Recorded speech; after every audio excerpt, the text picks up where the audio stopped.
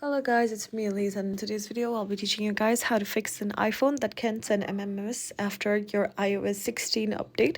So let's get started. Firstly, I want you to check if your phone is properly connected to a tower, since MMS messages are transmitted through the tower.